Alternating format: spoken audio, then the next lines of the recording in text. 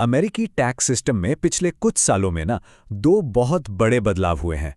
एक का फोकस था बड़ी बड़ी कंपनियों पर, तो दूसरे का आम कर्मचारियों पर।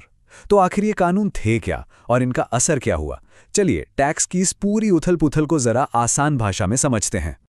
तो आज हम क्या क्या देखने वाले हैं। हम शुरुआत करेंगे 2017 के उस बड़े टैक्स सुधार से, फिर देखेंगे कि उसने असल में बदला क्या और उसका असर क्या हुआ। इसके बाद हम 2025 के वर्कर टैक्स कट्स पर आएंगे, उसके वादों और हकीकत को जानेंगे, और आखिर में बात करेंगे कि अमेरिकी टैक्स का भविष्य अब कैसा दिख रहा है।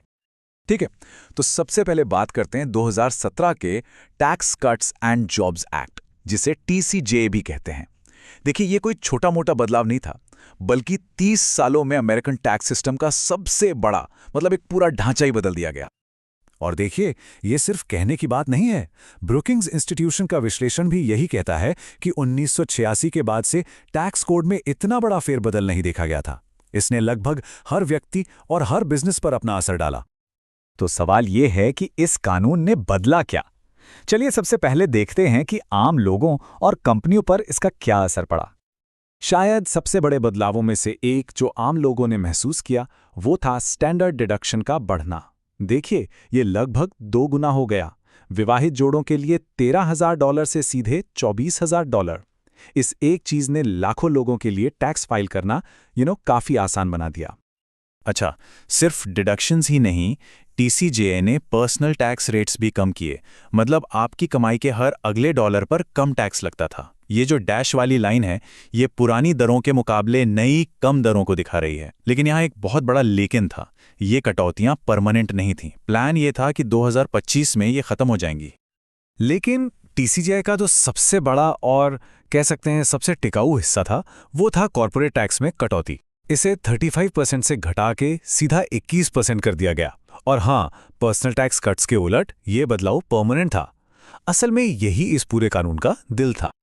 और भी कुछ बड़े बदलाव हुए थे, जल्दी से उन पर नजर डालते हैं। एक तो स्टेट और लोकल टैक्स डिडक्शन, जिसे सॉल्ट कहते हैं, उस पर $10,000 की लिमिट लगा दी गई।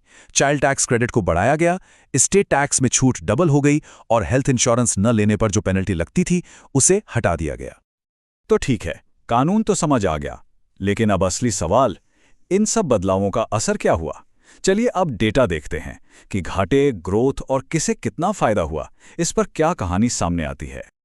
ये bar chart tax policy centre का है और ये कहानी को काफी साफ कर देता है। देखिए, 2018 में सबसे कम कमाने वाले 20% लोगों को औसतन $60 का टैक्स कट मिला, बीच वालों को करीब $930 का। लेकिन जो टॉप 1% थे, उन्हें औसतन $51,000 से भी ज्यादा की कटौती मिली। और बस यहीं से ये बहस शुरू हो गई कि इस कानून का असली फायदा किसे मिला। और यहीं पर कहानी में एक बहुत बड़ा ट्विस्ट आता है। याद है मैंने कहा था कि पर्सनल टैक्स कट्स परमानेंट नहीं हैं। तो अब वो बड़ा सवाल सामने आता है, 2025 के बाद जब ये सारे प्रावधान खत्म हो जाएंगे, तब क्या होगा? और ये टेबल देखिए, ये दिखाता है कि 2027 तक तस्वीर कैसे पूरी तरह से पलट जाएगी। जब पर्सनल कट्स खत्म होंगे तो मिडिल क्लास के आप देखिए 70% लोगों का टैक्स असल में बढ़ जाएगा। दूसरी तरफ टॉप 1% में से ज्यादातर को टैक्स कट का फायदा मिलता रहेगा। और हाँ, देश के खजाने पर इसका क्या असर हुआ? अनुमान यह है कि इकोनॉमिक ग्रोथ को हिसाब में लेने के बाद भी ये कानून 10 सालों में देश के घाटे को करीब 1.9 ट्रिलियन डॉलर बढ़ा देगा। चलिए अब कहानी के दूसरे हिस्से पर चलते हैं। साल आता है 2025 और एक नया टैक्स कानून लाया जाता है, जिसका फोकस TCJA से एकदम अलग था। इसे नाम दिया गया वर्कर टैक्स कट्स। इस कानून का मकसद था सीधे सीधे उन लोगों को राहत देना जो सर्विस इंडस्ट्री में हैं, फैक्ट्रियों में काम करते हैं या सीनियर सिटीजन हैं। मतलब एक बहुत ही सीधा और लोकप्रिय संदेश। तो इसमें 3 मेन बातें थी। पहली, टिप से जो कमाई होगी उस पर कोई टैक्स नहीं। दूसरी, ओवरटाइम के पैसे पर भी कोई टैक्स नहीं। और तीसरी, सीनियर सिटीजन्स के लिए एक नई टैक्स कटौती। सुनने में तो ये कमाल का लगता है ना? लेकिन जैसा कि टैक्स कानूनों के साथ अक्सर होता है, जो वादे किए जाते हैं और जो ज़मीनी हकीकत होती है, उसमें फ़र्क होता है। तो चलिए अब समझते हैं कि ये नए टैक्स कट्स असल में काम कैसे करते हैं।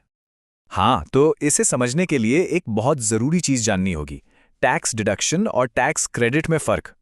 देखिए, डिडक्शन आपकी कुल टैक्सेबल इनकम को कम करता है, वहीं क्रेडिट सीधे आपके टैक्स बिल से पैसा कम करता है।